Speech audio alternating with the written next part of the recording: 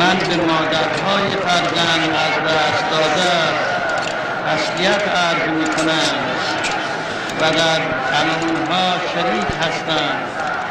من به پدرهای جوان داده من به اونها تسلیت عرض می کنم.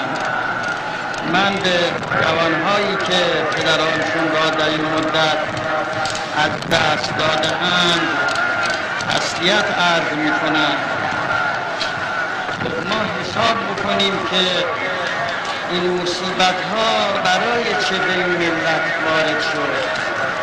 مگر این ملت چه می گفت و چه می گوید که از اون وقتی که صدای ملت در آمده است تا حالا قتل و ظلم و غارت و همه اینها ادامه دارد؟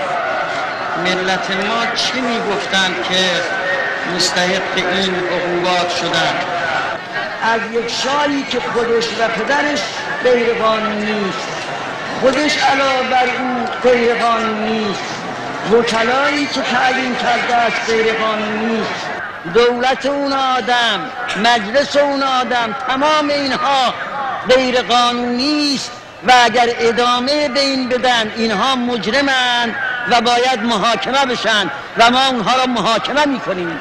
من دولت تعیین میکنم، من تو دهن این دولت میزنم، من دولت تعیین میکنم، من به پشتیبانی این ملت دولت تعیین میکنم، من به واسطه اینکه ملت مرا قبول دارد